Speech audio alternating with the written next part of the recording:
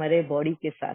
दीदी कुछ बच्चे ऐसे पैदा होते हैं ना, लाइक डाउन सिंड्रोम होता है या कोई हाँ, ब्रेन का प्रॉब्लम हो जाता है, कुछ यस ऐसा हो जाता यस, है, ऐसा क्यों ये होता भी पॉइंट, हाँ ये पॉइंट के बारे में भी हमने लॉ ऑफ कर्मा में डिस्कस किया था। हाँ, कि जो इंसान समझाए हुए इशारों से नहीं समझता, उनको समझाकर बताया जाता है उनकी गलतियों के बारे में। वो जब पांचों विकारों पर विकारों में डूब जाता है और वो अपनी गलतियों को सुधारने के बजाय तांडव मचा रहा है इस दुनिया में, वो फुल स्टॉप गलत अपने आप को नहीं सुधारता। पहले तो कुदरत उसको इशारों से समझाती है, फिर वर्बली समझाती है, उसको उसके प्रायश्चित कर कर समझाती है। पर तभी भी अगर उसको नहीं समझता है, हाँ, तब कुदरत उस पर फुल स्टॉप लगाती है। कुदरत को फुल स्टॉप लगाना पड़ता है और तब उसको इस तरह का एक जीवन जीना पड़ता है। किस तरह का? स्पेशल चाइल्ड, दिमागी हालत से थोड़ा कमजोर। वो जीवन तो ले लेता, जन्म तो ले लेता है, मगर उस आत्मा को सब समझ रहा है, मगर अब शरीर उसको साथ नहीं दे रहा है कोई भी कार्य करने की। प्लीज माइक का ध्यान है। रखे सब लोग। तो दीदी जो उनके पेरेंट्स होते हैं, हाँ, एक मिनट, मैं समझ नहीं पाई कौन बोल रहा था। मैं सुनीता बोल रही। मैंने कहा हाँ जो जी। ऐसे हैंडीकैप्ड होते हैं या दिमाग से लो होते हैं या कुछ भी, जैसे जन्म से ही उनकी बुद्धि जो है वो बिल्कुल बड़े होने पे भी बच्चों जैसी रहती है, तो जो इसमें हाँ माँ बाप का रोल होता है वो भी तो उसमें काउंट होता होगा। हाँ, क्योंकि वो जब ऐसे गलत कर्म कर रहे होते हैं ना, तो उस वक्त उन्होंने उनको साथ दिया रहता है वो गलत कर्म करने को, उनको रोका नहीं है। हाँ, सहयोग दिया गया है। तो सहयोग जिसका ज्यादा होगा वो उनका परिवार का मेंबर बनकर आएगा। पहले तो माँ बाप, फिर भाई बहन, क्योंकि माँ बाप के जाने के बाद में भाई बहनों को उसका साथ देना है। तो इस तरह से वो संबंध जोड़ कर आते हैं। जैसे फॉर एग्जाम्पल अभी टेररिस्ट है, समझो मेन, हम किसका लेते हैं नाम? Osama bin Laden. मैं नाम कंफ्यूज करती हूँ, ठीक है, ओसामा बिन लादेन जिन्होंने ट्विन टावर अमेरिका को उड़ाया था, ठीक है। अभी वो तो लीडर था, मैं उसका अकेले का करने जाता तो होता क्या? नहीं होता। तो उसको साथ देने वाले बहुत लोग थे ना। अभी उसको बहुत बार कुदरत ने फुल स्टॉप लगाने को कहा होगा, बदले की भावना नहीं रखनी, नुकसान नहीं पहुंचाना, किसी को हर्ट नहीं करना। आज उसने इतना बड़ा कदम उठाया, कितने लोगों की जान, कितना नुकसान और कितना भय पैदा किया था उसने इस दुनिया में। वो जो भय पैदा किया ना, वो जो डर पैदा किया ना, अब उसने शरीर छोड़ दिया। अब वो जो जन्म लेगा ना, वो भी उसी वैसा ही टाइप के भय में जिएगा। जब हम बोलते हैं ना कि आत्माएं बहुत डरती है, किसी को बहुत वो मेंटली बहुत वीक होती है, उनको हर जगह पे उनको ऐसा लगता है कि उनका पीछा कोई आत्माएं कर रही है, वो आत्मा बुला रही है, मतलब सूक्ष्म शरीर वाली आत्मा है। हाँ, उसको किसी किसी की आवाजें सुनाई देती है, या है ये मेरे को मार रहा है ना। हम बहुत बार ऐसी कहानियां सुनते हैं। ये कोई भी सूक्ष्म शरीर आत्माएं नहीं होती है, उनको सताती है, मगर ये उनके खुद के कर्म उनको सता रहे होते हैं। अभी जैसे फॉर एग्जाम्पल मैं देखती हूँ कि ओसामा बिन लादेन ने वो ट्विन टावर उड़ाया, जिसमें कितनों की, हजारों में लोगों की मौत हुई है। सिर्फ वो मौत हुई जिन शरीरों छोड़ा उनका नहीं, उनके साथ जुड़े हुए परिवार आज तक तकलीफ से गुजर रहे हैं। उस एरिया में आसपास में रहने वाले लोग आज तक तकलीफ में गुजर रहे हैं। और इतना ही नहीं, वो न्यूज जिन जिन जगह तक पहुंचे हैं वो भी भय में जी रहे हैं कि कब पता नहीं हमारे बिल्डिंग पे बम गिर जाएगा, हमारी मौत ऐसे ना हो जाए। तो वो जो भय का वातावरण उसने जो पैदा किया ना, आज वो आत्मा जहाँ जन्म लेगी ना, वो भी ऐसे ही भय से यहाँ वहाँ भागती रहेगी, तड़पती रहेगी शांति के लिए कि मेरे पीछे ये लोग लगे हैं, मुझे मारने के लिए आए हैं, जबकि कोई भी नहीं है। हाँ, उसके आसपास कुछ भी नहीं, वो उसको वो आवाजें आती रहेंगी बार बार, और वो भागते रहेगा। वो बोलेगा कि नहीं, मैं फिर हम जो लोग हैं हम क्या बोलेंगे, अरे इसको ना कोई सूक्ष्म शरीर आत्माओं ने घेर लिया है, इसको वो सता रही है, इसके अंदर प्रवेश कर लिया है, मगर ऐसा नहीं है। हाँ, उसके कर्म ही उसको सता रहे हैं, यहाँ वहाँ भाग रहे हैं। फिर क्या होगा? आखिर वो मेंटली पागल, उसको शॉक दिए जाएंगे, मेंटल हॉस्पिटल असाइलम में ले जाया जाएगा, उसको वहां पे बांधा जाएगा, शॉक दिया जाएगा। अब उसने जिस घर में जन्म लिया है वो माता पिता भी वैसे ही तकलीफ से गुजर रहे हैं। क्यों? क्योंकि उसने उस जन्म में ये सब कार्य करने के लिए, संपूर्ण करने के लिए उसको सहयोग दिया था। जैसे ओसामा बिन लादेन का ये पूरा प्लान था, वह प्लेन उड़ाने वाला जो पायलट था ना, उसने वो साथ दिया ना, तो पायलट उसका पिता बनेगा। हाँ, दोनों पायलट जो थे, दोनों प्लेन के, एक माँ और एक पिता बन जाएंगे। हाँ, और जो जिसे प्लानिंग हाथ किया होगा तो वो उसके भाई बहन ये बन जाएंगे। और अब उसकी इस तकलीफ में ये भी सारे चपेट में आएंगे। क्यों? क्योंकि उसने सहयोग दिया है। हाँ, उनको भी वही दर्द से, वही दुख से गुजरना होगा, इसकी तकलीफ देख देख के। और ये तकलीफ उनको भी देगा, अपनी तकलीफ से वो उनको भी पागल बनाने की कोशिश करेगा। ठीक है, ये होता है जन्म का बैकफायर, हमारे किए हुए का बैकफायर।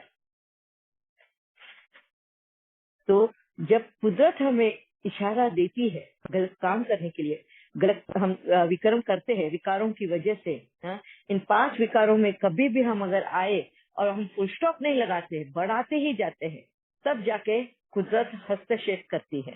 हस्तक्षेप करना मतलब उसको उसका फल देना, उसको फुल स्टॉप लगाना, उसके उस कर्मों को। वो जन्म तो लेगी, हाँ, मगर मरे हुए शरीर के जैसा, शरीर के ऊपर उसका कोई कंट्रोल नहीं होगा। है, इसके लिए हम उनको स्पेशल चाइल्ड बोलते हैं, या विकलांग, मतलब दिमागी विकलांग, पागल बोलते हैं जिनको, जिनको पागल खाने में भर्ती किया जाता है, या फिर पैरालिसिस में बेड पे लेटे रहो जन्मों जन्म, मतलब सालों साल तक तुम बेड पे लेटे रहोगे। हाँ, सोरेसिस हो जाएगा, तकलीफ हो जाएगी, तुम कोई कर्म नहीं कर सकते, किसी को कुछ बोल नहीं सकते, वाचा भी नहीं है, ना बोल सकते हो ना कुछ कर सकते हो, कुछ नहीं, बस पड़े रहकर तुमको सिर्फ देखते रहना है। क्यों? क्योंकि तुमने, जब तुम्हें वक्त मिला था, अपने आप को कंट्रोल नहीं किया गलत कर्म काम करने से, तो एक जन्म तुम्हें ऐसा मिलता है जहाँ तुम्हें फुल स्टॉप कुदरत खुद लगाती है। ठीक है, क्लियर है ठीक है आपको? दीदी, ठीक है दीदी। और ये हिटलर वगैरह वो सब है ना, बहुत खराब विधि अमन, वो सब वो क्यों ऐसे हो गए हैं? वो सब वो क्यों ऐसे हो गए? मतलब वृत्ति वृत्ति उनकी, बोलते हैं ना बल, किसी को बल का नशा चढ़ता है, हाँ? किसी को अपने दिमाग का नशा चढ़ता है, किसी को शक्ति का, किसी को क्या, जो नशा होता है ना वो बहुत बुरी चीज है। नशा यानी जुनून, अगर जुनून कभी भी, हाँ, हद से बाहर नहीं होना चाहिए, थोड़ा सा जुनून होना चाहिए, मगर वो जुनून हद से अगर बाहर चले जाए ना तो वो नुकसान पहुंचाता है, खुद को भी और दूसरों को भी। जब दूसरों के ऊपर आना शुरू होता है ना, फिर कुदरत, हाँ, कुदरत नहीं बोलो या वक्त बोलो या उसके कर्म बोलो, वो, हाँ, धर्मराज बन जाती है। ठीक है, तो जन्म जन्म, एक ही जन्म नहीं, कितने ही जन्म उनको ऐसे जीवन जीने पड़ेंगे, हैं? और हम देखते भी हैं किसके किसके कितने हाल हो रहे हैं। अगर अभी आपने केरला स्टोरी अगर सुनोगे, अभी एक मूवी आई है केरला के ऊपर, हैं? अगर आप उसके देखोगे और सुनोगे, या इसके पहले भी बहुत सारे डॉक्यूमेंट्रीज बने हुए हैं ह्यूमन ट्रैफिकिंग की, जहाँ पे लेडीज के ऊपर, फीमेल्स के ऊपर बहुत अत्याचार होते हैं, उनको किस किस दौर से गुजरना पड़ता है, किस तरह उनको रहना पड़ता है, कैसे उनको डंप किया जाता है सिर्फ फ्लैश मार्केट के लिए। ये क्या है उनकी भोगना? ये पूर्व जन्म में ऐसे ही हिटलरों के साथ में, ओसामा बिन लादेन के ग्रुप में ऐसे ही काम किए होंगे उन्होंने कितनी ही औरतों के ऊपर अत्याचार किया होगा। अब इस जन्म में उनको एक औरत बना है, और वो एक औरत बन के उनको उसी दौर से गुजरना है ना। पर हमको जो दिखता है आज जो उनका हाल, तो हमको उनके ऊपर दया आती है, बोलते कि नहीं नहीं इसके साथ ऐसा नहीं हुआ, ये बहुत गलत हुआ, बहुत गलत हुआ।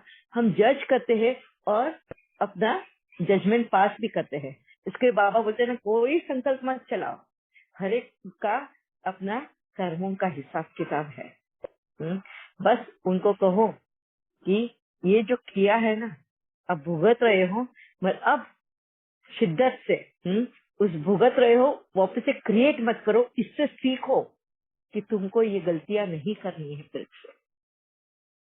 ठीक है या नहीं तो बहन?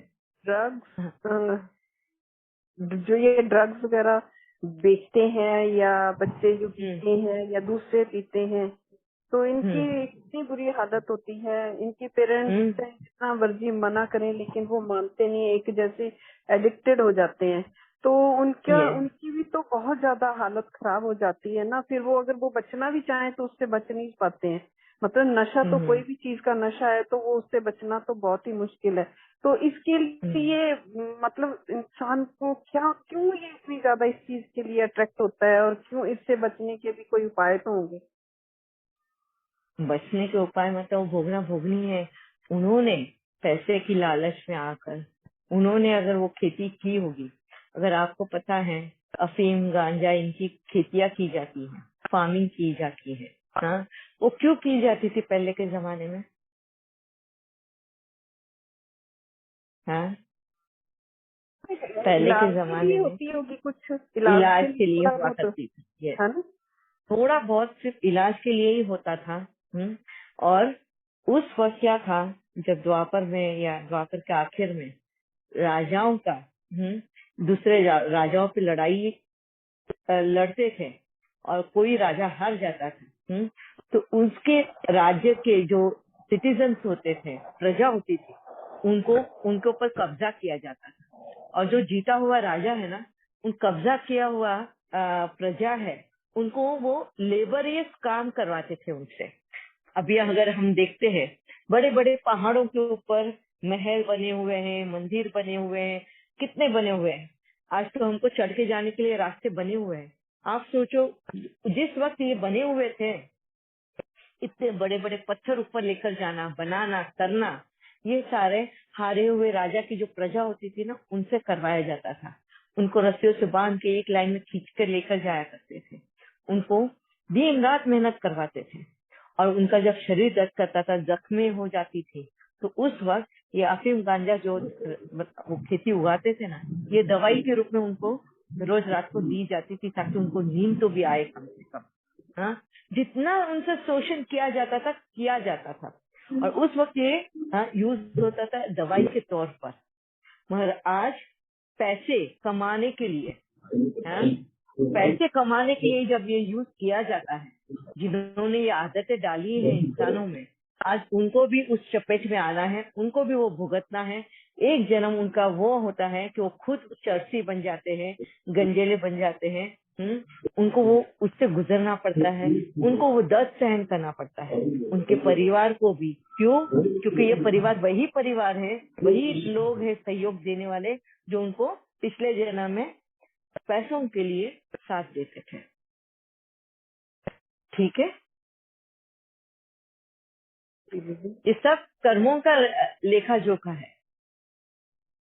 जो किया वही मिला।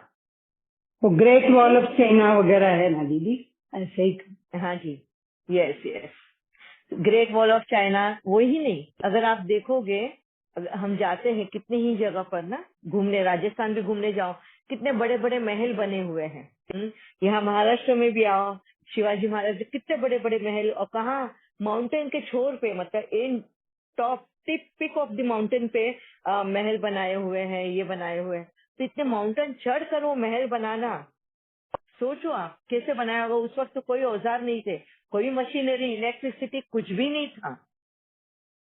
तो ये सिर्फ मैन्युअली काम चलता था। ये जो हारी हुई प्रजा रहती थी ना, हारा हुए राजा की प्रजा, उनसे ये काम करवाया जाता था।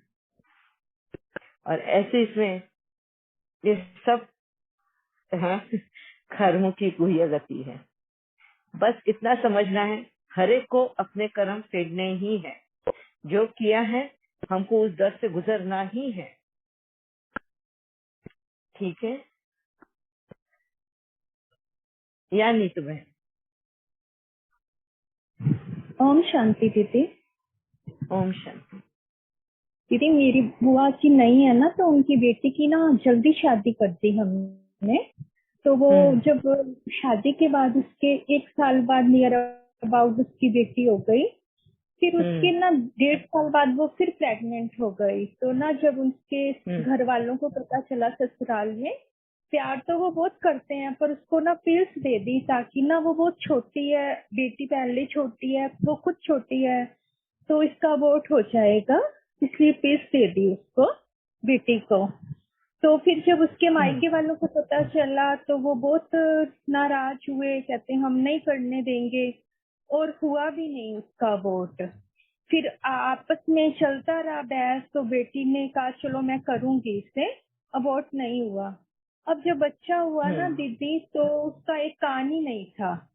और दीदी अभी वो 2.5 साल का हो गया दीदी, उसे कुछ भी नहीं पचता दीदी, कुछ भी नहीं पचता।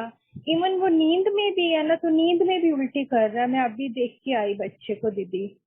वो छोटी सी तो हमारी बेटी है, वो इतनी मुश्किल से संभाल रही है ना उसको दीदी। तो दीदी मेरे मन में तो किसी के लिए भी नेगेटिव संकल्प नहीं आता, उसके सास ससुर या कुछ, पर मैं उनको क्या सकाश दूं या मैं क्या करूं कि ना वो मुझे बताओ। बस उनको ये समझाना है कि ये कर्म हो गए, इनको खुशी से एक्सेप्ट करो। पहली तो ऐसा कर्म कर कर आए हैं, वो जो बच्चा है, जो आत्मा जिसने वो शरीर को धारण किया है, वो आत्मा ने भी ऐसे ही कर्म किया, इसलिए उसको इस जन्म में वो शरीर मिला है। और इस तरह से मिला है कि उसको कुछ डाइजेस्ट ही नहीं होता। आप मैं भी उसमें से एक एग्जाम्पल हूँ कि मुझे कुछ भी डाइजेस्ट नहीं कर पाती हूँ मैं। ये चाय तो पापा का वरदान दिया गया है, इसके लिए वो डाइजेस्ट हो जाता है, और पानी कुदरत का वरदान है, इसके लिए पानी डाइजेस्ट होता है, नहीं तो कुछ भी नहीं हो पाता है। ऐसे ही उसके भी कर्म हो गए। तो एक्सेप्ट करना, पहले तो एक्सेप्ट कर लेना, यही बात है। हम क्या करते हैं, हमको एक्सेप्ट नहीं करेंगे ना हम, और जब तक एक्सेप्ट नहीं करेंगे हमको वो दुख वो दर्द होते ही रहेगा कि मेरे साथ ऐसे क्यों, हमारे साथ ऐसे क्यों। हाँ, ये क्वेश्चन लगा ही रहेगा। जिस वक्त एक्सेप्ट करेंगे ना, तो उनका जीवन इजी हो जाएगा। पहले तो जीवन इजी हो जाएगा, जीना, जीवन को, लाइफ की जर्नी जो है वो इजी हो जाएगी। और फिर जब तक वो है, जब तक उसका कर्म नहीं खत्म होता, तब तक तो उसको उस शरीर में रहना ही है। वो एक एक्सेप्ट है। हम इतना दे सकते हैं कि सकाश दें उसको, शांति का सकाश। सबसे पहले तो अशांत है बहुत, इन सब से लेकर, है ना। तो शांति का प्रकाश, ज्ञान का प्रकाश, ताकि वो इन मोमेंट्स को समझे कि ऐसे कर्म हमको फिर से करने नहीं है, कि ऐसा जन्म वापस हमें मिले या इस तरह का जन्म किसी को मिले। हाँ, Indigo colour, light blue colour, और सबसे ज्यादा जो उनको जरूरत है वो है शक्तियों का, सहन शक्ति, धीरजता की शक्ति, समाने की शक्ति, धैर्यता की शक्ति। हाँ, ये शक्तियों की जरूरत है। तो रेड कलर, ये 3 कलर का प्रकाश देना है। ठीक है दीदी बच्चे की फोटो में भेजूं, आप वो प्रकाश हाँ, के लिए जी, ग्रुप में डाल, है ना। यस, जरूर, यस, थैंक यू दीदी, थैंक यू। हाँ जी, या मंदी बहन। ओम शांति दीदी। इतना हाँ, कुछ सुन के ऐसा लग रहा है कि दुनिया में कितना गम है और मेरा गम तो कुछ भी नहीं है। मतलब गम तो क्या, अपनी इम्पोर्टेंस और हमारे पास कितना कुछ है, कितने भाग्यवान है हम कि आंखों से दिख रहा है, हाथों से काम हो रहे हैं, पूरा बॉडी एकदम अच्छी खासी है, ऐसी कोई नशे की आदत नहीं है, ऐसे कर्म नहीं है जैसे पापा कहते हैं ना कर्म फूटना, तो वो नहीं है। तो इम्पोर्टेंस लग रही है, जो कि इतनी छोटी सी बात के लिए भी इतने उतावले, इतने वो हो जाते हैं। तो अपने आप के लिए ये समझ मिल रही है कि एक्सेप्टेंस और खुशी, और हम सिर्फ यही कर सकते हैं कि दूसरों को एग्रेसिव होने से बचा सकते हैं जब हम शांत रहेंगे। यस। और हम दीदी अगर सामने वाला हो रहा है अग्रेसिव, हम अगर चुप बैठे, हम कुछ जवाब ही ना दे, सिर्फ मुंह से नहीं, मन से भी, संकल्प से भी, मन से बिल्कुल भी, हमारी संकल्प ही ना चले। इसके लिए बाबा बोलता है ना, सबसे पहले तो क्यों फुल स्टॉप लगाता है कि टीवी नहीं देखो, क्योंकि हमें टीवी देखना समझ में नहीं आता कि किस तरह करना है। कुछ तो भी लिख के आ रहा है, क्या आ रहा है ये,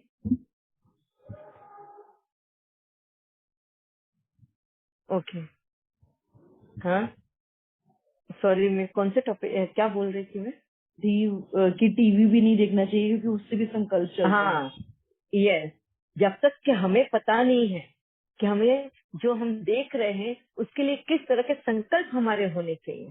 तो बाबा इसके लिए जैसे ही ज्ञान में आए तो बाबा फुल स्टॉप क्यों लगाता है? कोई मूवी नहीं देखने का। हाँ, सिनेमा को सिनेमा क्यों बोलता है? क्योंकि हमें पता नहीं है सिनेमा में से हमें लेना क्या है, मैसेज क्या है। जब तक कि हमें वो समझ ही नहीं है, तब तक उसमें उतरो ही नहीं नीचे।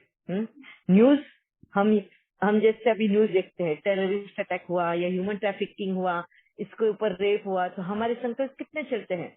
जो विक्टिमाइज हुआ है उसके लिए हमारी सांत्वना होती है, और जो कल्प्रिट है उसको हम कर्ज करते रहते हैं, श्राप देते रहते हैं उसकी गंदगी के ऊपर, है ना।